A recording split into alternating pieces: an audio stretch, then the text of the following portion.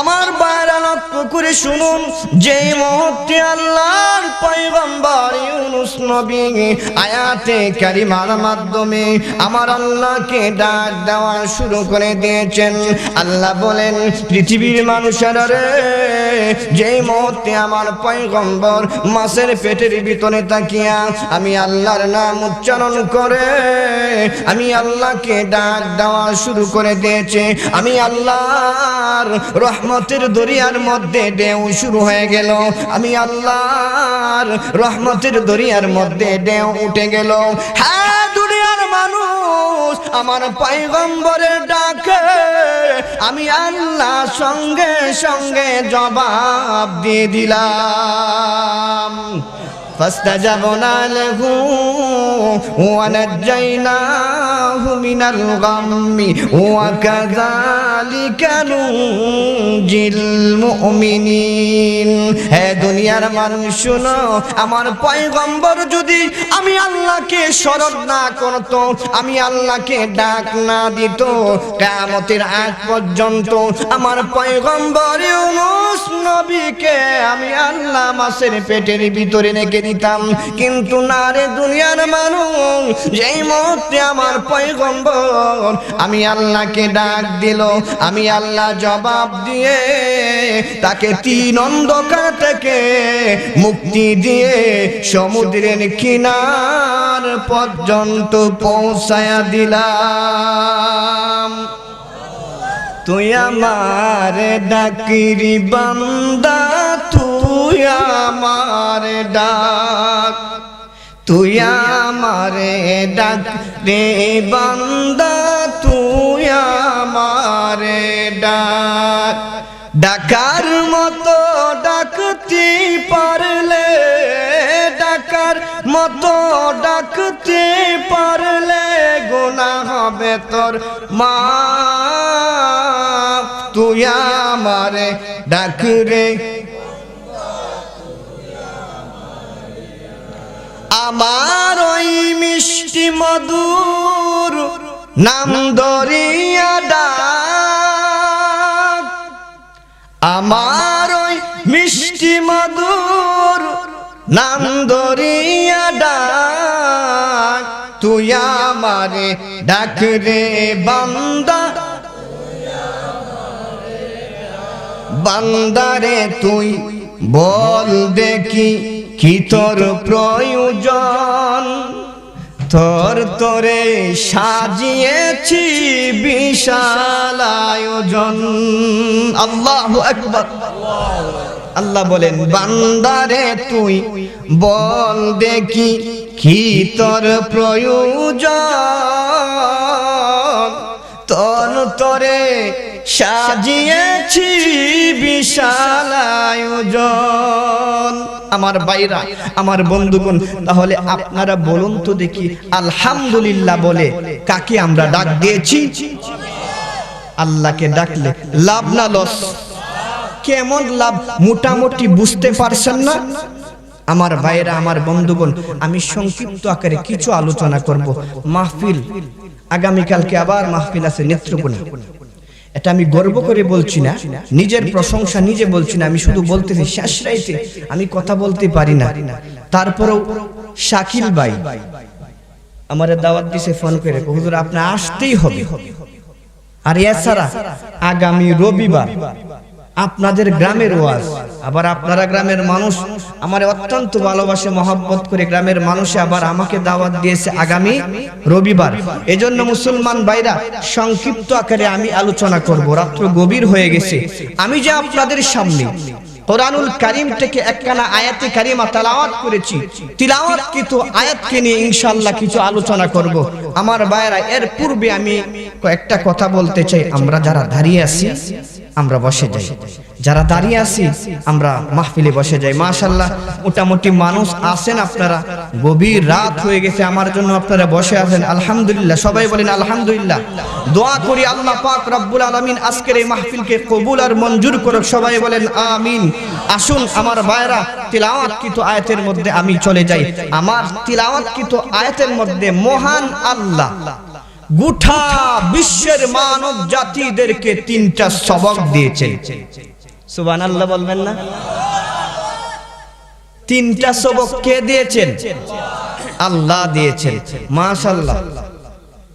কয়েকদিন পূর্বে এক ওয়াজে গেছিলাম, মোটামুটি মানুষ বেশি হয়েছে, কিন্তু তাদের জবানের আওয়াজ পাইলাম না। আমি ওয়াজ করি, তারা মোটর খায়।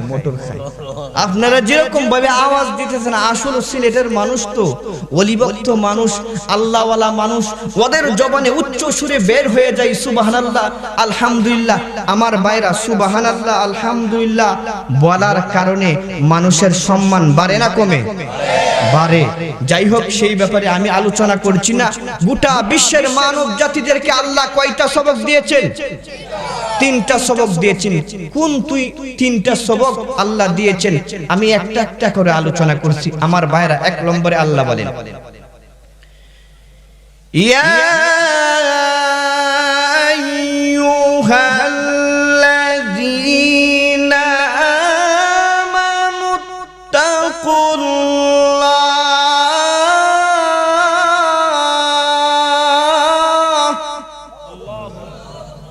1 নম্বর সবক। আসুন আমি 1 নম্বর সবক নিয়ে আলোচনা করি।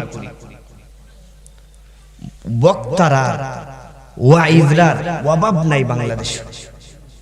সলিড কথা একটা আয়াত দিয়ে একটা আয়াত বলে আলোচনা করবে না, এইদিকে সেই দিকে যাইতে সময়টা নষ্ট করে। আপনার রাগ হইছেন নাকি?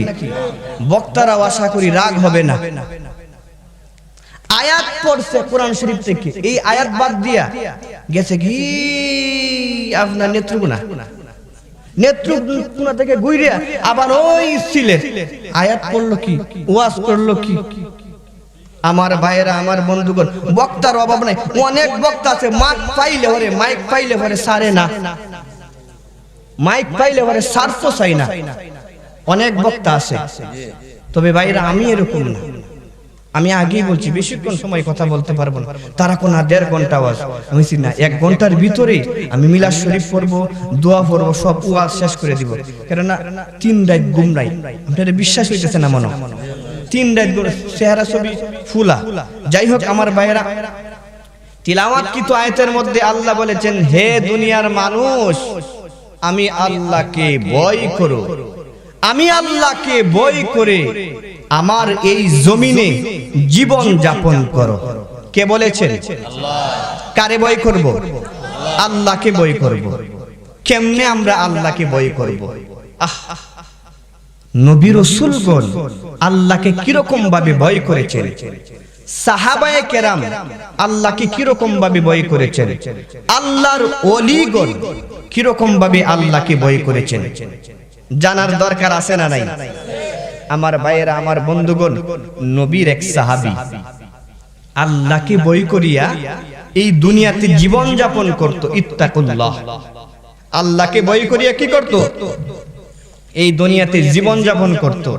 হালাল হারাম মেনে সে জীবন যাপন করত। বিনিময়ে আল্লাহ তাকে কি পুরস্কার দান করেছেন, সেই পুরস্কারটাই আমি আপনাদের সামনে আলোচনা করব। আমার ভাইরা, মদিনায় আত-তয়্যিবাতে রাসূলের একজন সাহাবী, নাম হলো হারিসা ইবনে মালিক। মদিনাতে সকালবেলা রাহমাতুল লিল আলামিন সকালবেলা হাঁটতেছেন, সাহাবীর সাথে সাক্ষাৎ হয়ে গেল।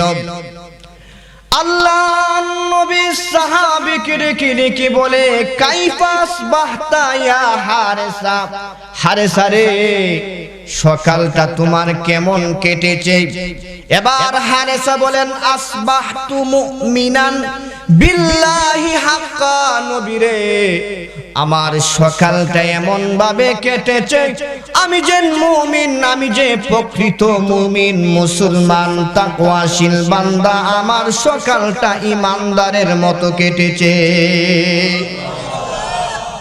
নবী এবার হারিসা ডেকে বলে, আরে হারিসা, কার সামনে সামনে দাঁড়িয়ে কি বলছো একবার কি চিন্তা করেছো তুমি? আমি রাসূলের সামনে দাঁড়িয়ে বলতেছো মুমিন হিসাবে তোমার সকালটা কেটেছে, তুমি কি চিন্তা ভাবনা করিয়া তুমি কি কথাটা হিসাব করে বলছো? কোহা নবী, আমি কথাটা হিসাব করে উচ্চারণ করেছি।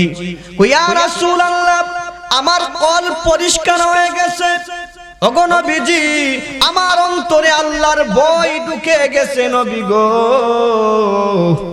আমি আপনার সাহাবী, আল্লাহর ভয়ে দিনের পর দিন আমি রোজা রেখেছি, রাতের পর রাত আমি আল্লাহর ভয়ে কপাল দিয়ে আমি আল্লাহকে সাজদা দিয়েছি।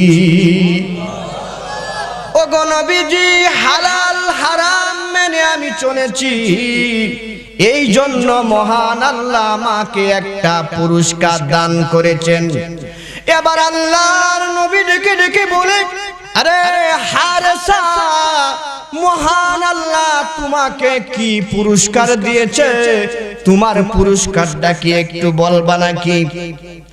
এবার হারেসা বলেন, তাহলে শুনুন গো নবীজি, আমি যখন আগে আকাশের দিকে তাকাইতাম নবী, আমি আকাশের চাঁদ দেখতে পাইতাম, আকাশের সূর্য দেখতে পাইতাম, আকাশের চন্দ্র দেখতে পাইতাম। আমি আগে আকাশ দেখতে পারতাম নবী রে। এখন যদি আমি আকাশের দিকে তাকাই, এখন আমি আল্লাহর আরশ পর্যন্ত দেখতে পাই। এটা কিভাবে সম্ভব? প্রশ্ন আসে না কি আসে না? জমিন থেকে আকাশের দিকে তাকাইয়া আল্লাহর আরশ দেখতে পাই। আমার ভাইরা, হ্যাঁ এটা সম্ভব। আফতাগু ফিরাসাতাল মুমিন ফাইন্নাহু ইয়ানজুরু বিনুরিল্লাহ। আল্লাহ ওয়ালারা, মুত্তাকিনেরা, ইমানদারেরা দুনিয়ার সাধারণ চক্ষু দ্বারা দেখে না, এরা আল্লাহর নূর দ্বারা দেখতে পাই। চিল্লায় বলেন সুবহানাল্লাহ। আল্লাহকে ভয় করে সে দুনিয়াতে জীবন যাপন করত, এর বিনিময়ে আল্লাহ তাকে এই যোগ্যতা দান করেছে। জুড়ে বলি সুবহানাল্লাহ। আমার ভাই আমিরুল মুমিনিন হযরত উমর রাদিয়াল্লাহু তাআলা আনহু মুসলমান হওয়ার পূর্বে উমরের কোনো যোগ্যতা ছিল না। যেদিন থেকে রাসূলের কাছে গিয়ে কালিমা পড়ে মুসলমান হয়ে গেল, এরপরে আল্লাহকে ভয় করিয়া এই দুনিয়াতে জীবন যাপন করা শুরু করে দিয়েছে, এরপর থেকে উমরের সম্মানও বাড়া শুরু হয়ে গেছে। কেমন ভাবে উমরের সম্মানটা বাড়ছে? আমার ভাই, উমর দুনিয়াতে যে কথাটা উচ্চারণ করে, আরশে আজিমের আল্লাহ আরশে আজিম থেকে ফয়সালা দেয়। সুবহানাল্লাহ। ইসলামের প্রথম যুগে একটা যুদ্ধ হয়েছিল, সেই যুদ্ধের নাম হলো বদরের যুদ্ধ। আমার আলোচনা বুঝতে পারছেন তো আপনারা? অসুবিধা হইতেছে না তো? অসুবিধা যদি হয় আমাকে বলবেন, আমি ছেড়ে দিব, করব আলোচনা। ইসলামের প্রথম যুগে যে যুদ্ধটা হয়েছিল সেই যুদ্ধের নাম বদরের যুদ্ধ।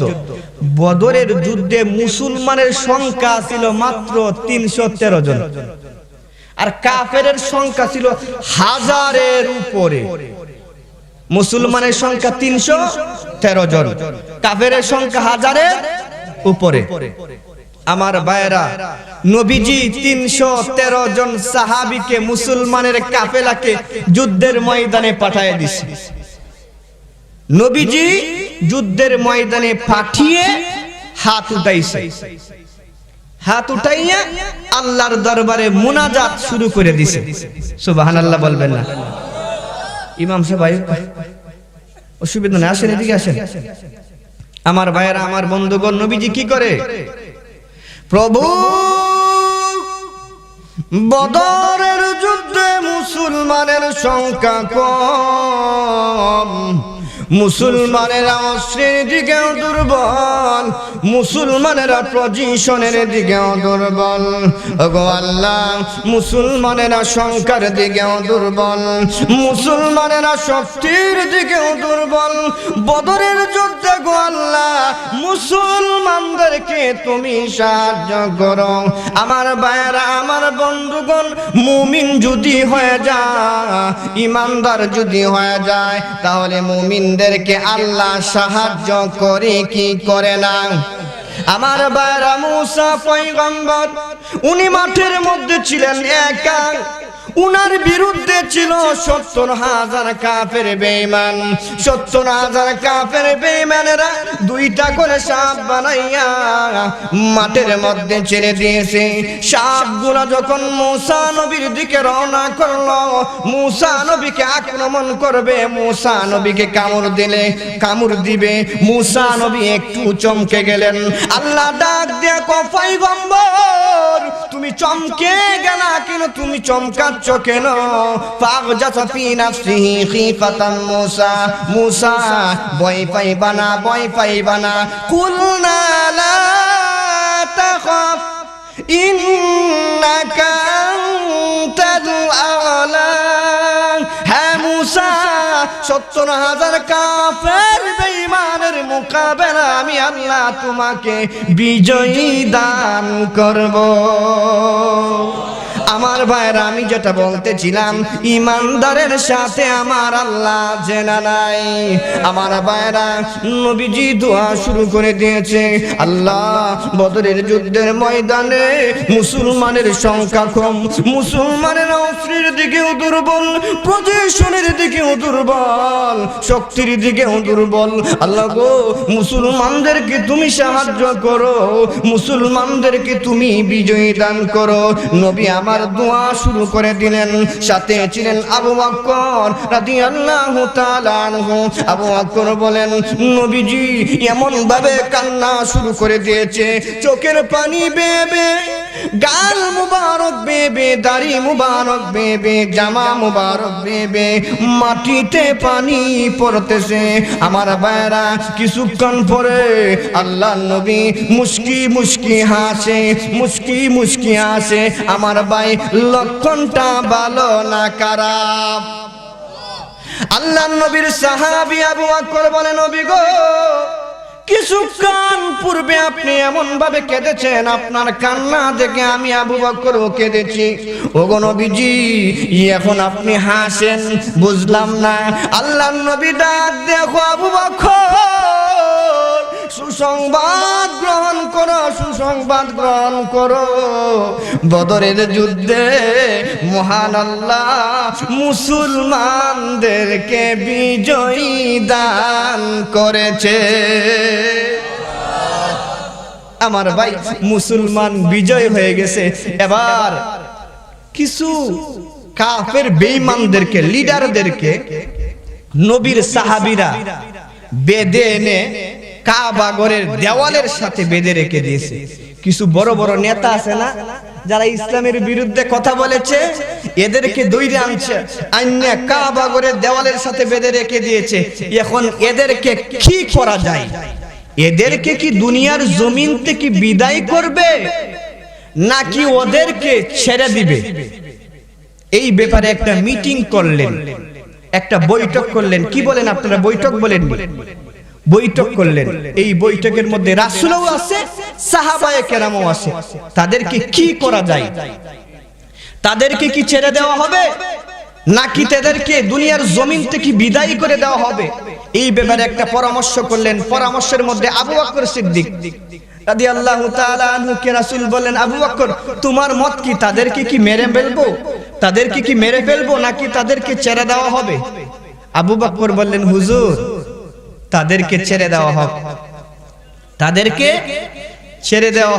তারা পরবর্তীতে আপনার আদর্শ দেখে মুসলমানের কালচার কার্যকলাপ দেখে পরবর্তীতে মুসলমান হয়ে যেতে পারে তাদেরকে ছেড়ে দেওয়া হোক বলুন তো এই প্রস্তাবটা ভালো না খারাপ খুব সুন্দর যেমন সাহাবী আবু বকর নম্র ভদ্র তার প্রস্তাবটাও নম্র এবং ভদ্র কিন্তু আমার ভাইয়েরা আমার বন্ধুগণ এর সাথে সাথে আবু বকরের প্রস্তাবটাকে কেন্দ্র করে হযরতে আলী বললেন আবু বকর যে প্রস্তাব যে মত পেশ করেছে সেই মতের সাথে আমি আলী একমত জুড়ে বলি সুবহানাল্লাহ হযরতে উসমান গনি বললেন আমিও একমত হযরতে সাহাবায়ে কেরাম হাত তুলে বললেন আমরা সবাই একমত, তাদেরকে ছেড়ে দেওয়া হোক। আমার ভাইরা, আমার বন্ধুগণ, এই মজমার ভিতরে, এই মজমার ভিতরে একজন সাহাবী, উনি কোনো কথা বলেন না, মাথাটা এরকম ভাবে নিচের দিকে দিয়ে বসে রয়েছে, কোনো কথা বলেন না।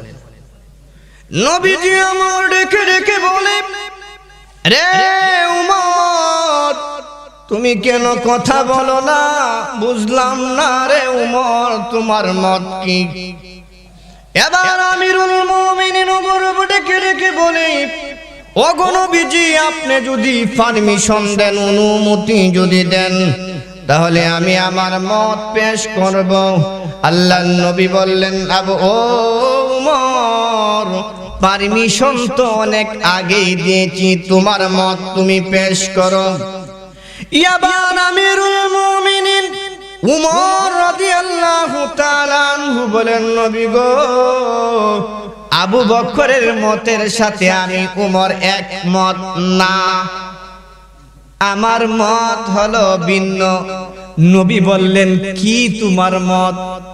হুজুর, যারা আমার আল্লাহর বিরুদ্ধে কথা বলে, যারা আমার নবীর বিরুদ্ধে কথা বলে, যারা কুরআনের বিরুদ্ধে কথা বলে, যারা মক্কা মদিনার বিরুদ্ধে কথা বলে, এই সমস্ত নাস্তিক বেঈমানদেরকে আমি উমর দুনিয়াতে রাখতে চাই না। চিল্লায় বলেন ঠিক কিনা বেঠিক? ও মুসলমানেরা, উমরের কাছ থেকে শিক্ষা গ্রহণ করো। এই দুনিয়াতে যারা আল্লাহর বিরুদ্ধে কথা বলে, কোরআনের বিরুদ্ধে কথা বলে, আল্লাহর নবীর বিরুদ্ধে কথা বলে, মসজিদ মাদ্রাসার বিরুদ্ধে কথা বলে, আমরাও জানিয়ে দিতে চাই, আমরাও শিক্ষা গ্রহণ করেছি, এই সমস্ত নাস্তিক বেঈমানদেরকে দুনিয়াতে আমরা রাখবো না, রাখবো না। কথা বলেন ঠিক কিনা? আমার ভাইরা, আমার বন্ধুগণ, নবী বললেন, ও উমর, তুমি যেমন গরম, তুমি যেমন গরম, তোমার বক্তব্যটাও তেমন গরম, তবে না, তোমার কথাটাকে সাবুট করা যায় না। তাহলে সাবুট কার কথা করবেন? আবু বকর যে কথাটা উচ্চারণ করেছে, তাদেরকে ছেড়ে দেওয়া হোক। আবু বকরের কথাটা কি রায় দিবে রাসূল? রাসূল হলেন আমিরে ফয়সাল, রাসূল ফয়সালা দিবে। যেই মাত্র আবু বকরের প্রস্তাবটাকে রাসূল ফয়সালা দিয়ে দিবেন, এই সময় নূরের তৈরি ফেরেশতা কুলের সম্রাট জিবরাইল আলাইহিস সালাতু ওয়াস সালাম রাসূলের কাছে এসে বলে, ইয়া রাসূলুল্লাহ, ইয়া হাবিবাল্লাহ, নবী গো, আবু বকরের ব্যাপারে রায় দেওয়ার পূর্বে আল্লাহ আমাকে পাঠিয়েছে উমরের ব্যাপারে একটা সুসংবাদ গ্রহণ করুন। নবী বললেন, উমরের ব্যাপারে কি সুসংবাদ? এবার জিবরাইল আলাইহিস সালাতু ওয়াস সালাম ডেকে ডেকে বলে, উমর কি জরায় পরস্পর হে ওহি রায়ে खुदा का रश पर है, उमर की जराए परश पर है, वही राए खुदा का रश पर है। जुरे बोलें अल्लाह अकबर। ओगो नबीजी, ওগো নবীজি, উমর যে কথাটা জবান দিয়ে উচ্চারণ করেছেন, এই কথাটাকে আরশে আজিমের আল্লাহ আরশে আজিমের মধ্যে ফয়সালা দিয়েছে। তাহলে আমার ভাইরা, উমরের জবান দিয়ে যে কথাটা উচ্চারণ করে, আরশে আজিমের আল্লাহ আরশে আজিমের মধ্যে ফয়সালা দেয়। কেন? উমর আল্লাহকে বই করে এই দুনিয়াতে জীবন যাপন করেছেন। ইয়া আইয়ুহাল্লাযীনা আমানুত্তাকুল্লাহ, আল্লাহ যেন বলেছেন, হে দুনিয়ার মানুষ, আমি আল্লাহকে ভয় করো। উমর আল্লাহকে যেদিন থেকে ভয় করা শুরু করে দিয়েছে, এরপর থেকে উমরের সম্মান, উমরের ইজ্জত, উমরের কথার দাম আল্লাহ পাক রব্বুল আলামিন বাড়িয়ে দিয়েছে। জোরে বলেন সুবহানাল্লাহ। আমার ভাইরা, তাহলে আমরা কিরকম ভাবে আল্লাহকে ভয় করতেছি? আমরা তো আল্লাহর ইবাদত করি না, আল্লাহর হুকুম মানি না, মসজিদও আমরা কেন 5 ওয়াক্তের নামাজও যাই না? আমরা তো আল্লাহকে বই করছি না। আমরা কখন আল্লাহকে বই করি? রাত্রের 12টার সময় সে তুফান, কি হইছে? তুফান। তখন বুড়া বুড়িরে ডাকে, কই উঠ, গড়বাড়ি নে গি। তুফানে উড়ায় গড়বাড়ি নিতেছে গি, গড়বাড়ি নেই গি, আজান দে। বুড়া বুড়ি রেখো, উঠ আজান দে। বুড়ি বলি আজান দিত, বুড়ি বলি আজান দিত। নতুন কবর হইছে, মানুষ মারা গেছে, নতুন গুরুস্থান হইছে। এই দিক দিয়ে রাত্রে 12টার সময় হেঁটে হেঁটে যাই না, না জানি আজরাইলে দইরেলা। এই অবস্থা হইছে আমাদের। মসজিদও যাই না, 5 ওয়াক্তের 1 ওয়াক্ত মসজিদে যায়, নামাজ পড়ে না। সে তো আল্লাহকে ভয় করে না। অনেক মানুষ নামাজ চিনেও না, নামাজ জানেও না, নামাজ পড়তেও পারে না। আছে না নাই? মাইন্ড করতেছেন আপনারা? এইগুলা বলা জরুরি কি জরুরি না? অনেক মানুষ আছে কয় ওয়াক্তের নামাজ, জোহরে কয় রাকাত নামাজ, এই আসর ওয়াক্ত কয় রাকাত নামাজ জানে না। এক বেটা হুজুর দিছে, আপনারা ইমাম সাহেবরে মাশাআল্লাহ মাঝে মাঝে দাওয়াত খাবেন না আপনারা? হুজুরে দাওয়াত দিতে, হুজুরও আমরার মতো না। হুজুরে কো না তোমার ঘরে খানা খাবো না। কেন হুজুর? কো তুমি তো নামাজ পড়ো না। কো হুজুর এখন থেকে 5 ওয়াক্তের নামাজ আমি পড়মু, তারপরে আমার ঘরে খাওয়া লাগবে। হুজুরের কাছে যেহেতু তুমি নামাজ পড়বা, তাহলে তোমার ঘরে আমি খানা খাই না। সুবহানাল্লাহ বলেন। হুজুরে রাত্রে গেছে দাওয়াত খাইবার জন্য বাড়িতে। হুজুরে কয়, এ আব্দুল্লাহ, আব্দুল্লাহ নামে যদি কেউ থাকেন আপনারা মাইন্ড করবেন না। হুজুর কে আব্দুল্লাহ? ও জি হুজুর। ও আচ্ছা তুই তো মাঝে মাঝে নামাজ পড়স? ও জি হুজুর মাঝে মাঝে নামাজ পড়ি। ও কত দেখি এই ফজরের নামাজ কয় রাকাত? আসলে বেটা ফজরের নামাজ জানেও না, আসলে ফজরের নামাজ জানেও না। কো হুজুর হে বুদ্ধিমান আছেন। কো হুজুর বাতানি তরকারি আনি আর ফাঁকে ফাঁকে কইনি। কো আচ্ছা অসুবিধা নাই, বাতানে তরকারি আনে। হুজুরে কোতরে কোন সময় জিজ্ঞাসা করলাম ফজরের নামাজ কয় রাকাত, তুই বলতে পারোস না? কো হুজুর ফজরের নামাজ বলবো। এত অস্থির হইছেন কেন? আপনি খান। বউয়ের কাছে যায় কই ফজরের নামাজ কয় রাকাত?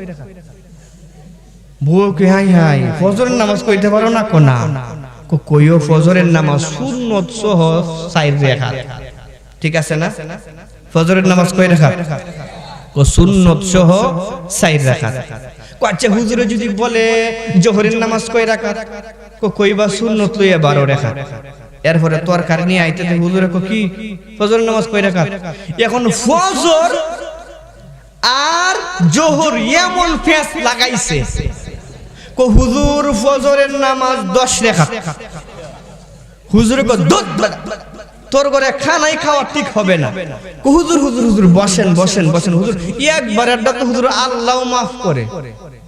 আসলে হুজুর ফজরের নামাজ 10 রাকাত না, হুজুর ফজরের নামাজ 20 রাকাত। উনার ওয়াইফ, উনার কি ওয়াইফ, আপনারা পাকঘরে কি উন্দাল বলেন নাকি? পাকঘর থেকে পর্দা আলগি দিয়ে 4 আঙ্গুল দেখায় বেকল ফজরের নামাজ 4 রাকাত। তুমি আর মাত বরি কইরো না, আঙ্গুল কাটতে লাইমু। আমি 20 কইছি মানে না, তুমি 4 কেমনে কও? আমরা দেশে এমন বদমিজাজি পুরুষ আছে না নাই? নাই না আছে? আমার ভাইরা, আমার বন্ধুগণ, বদমিজাজি, বদজবানি, বদগুমানি, এই 3টা অভ্যাস যার মাঝে থাকবে সে কোনোদিন প্রতিষ্ঠিত হইতে পারবে না, সে কোনোদিন তাকওয়াশীল বান্দা হতে পারবে না। দেখেন বদমিজাজে কি করে, বেটা অসুস্থ, ভাত খাইতে পারে না, ডাক্তারের কাছে গেছে, ডাক্তার কইছে আপনার প্রস্রাবটা পরীক্ষা করতে হইব। আগামী কালকে সকাল বেলা বোতলে কইরা প্রস্রাবটা নিয়ে আসবেন। এখন তো ডিজিটাল পদ্ধতি, গেলে পরে আপনার প্রস্রাব সাথে সাথে পরীক্ষা করবে, সাথে সাথে রেজাল্ট দিয়ে দিবে। আগে তো এরকম ছিল না, ঠিক না? আরো পূর্বে বলতেছি এরকম ছিল, উন্নত ছিল না, এখন উন্নত হইছে, এখন উন্নত হইছে। বেচারা আইছে, ওনার ওয়াইফ রে কইতেছে ডাক্তারের কাছে গিয়েছিলাম, ডাক্তারে বলছে প্রস্রাবটা নিয়ে আগামী কালকে ডাক্তারের কাছে নিয়ে যাওয়ার জন্য। একটা বোতল আছে নি, বোতল বোতল বাহির করে তো বউ কিতা করছে, সুন্দর করে একটা বোতল, বড় সড়ো বোতল খুঁজিয়া দইয়া এই ওনার সামনে রাখছে। সকালবেলা বেচারা ঘুম থেকে উঠে ফসরাব করে ফসরাবটা বোতলের ভিতরে রাখছে, রাইখা উনি খেতে চলে গেছে। কাজ কাম করে না, কাজে চলে গেছে। কাজ থেকে যখন কাজ করতেছে খেতে, সকালবেলা ওনার ওয়াইফ গজ্জারু দিতেছে। কি দে? গজ্জারু দিতে, জারুর আগা লাগিয়ে বোতল গেছে ফইরে, ফসরাবও গেছে ফইরে। বেডি কইতাছে, হাই রে, আমি যে আজরাইলের গোর করি, মুখ চলার আগে আট চলে, মায়ের একটা মাটিত পড়তো না, আমি ফসরাব পালাই দিছি, এই ফসরাব লয়ে যাই তো ডাক্তারের কাছে। উনি কি করছে, ওনার ওয়াইফ তাড়াতাড়ি নিজে ফসরাব করছে, নিজে ফসরাব করে বোতলের ভিতরে রেখে দিচ্ছে। আর বেচারা আইছে 10টার সময়। বদ মিজাজে কি করতে পারে সেটাই বুঝাচ্ছি, শিক্ষণীয় ঘটনা। এগুলা থেকে আমরা শিক্ষা অর্জন করতাম। আমার ভাইরা বেচারা 11টার সময় আইয়া এই বোতল লয়ে গেছে ডাক্তারের কাছে। ডাক্তারে পরীক্ষা কইরা, ফসরাব পরীক্ষা কইরা বেচারার সামনে আইয়া কো, মুরব্বি, 22 বছরের ডাক্তারিতে আপনার মতো এমন রোগী আমি কোনোদিন দেখছি না।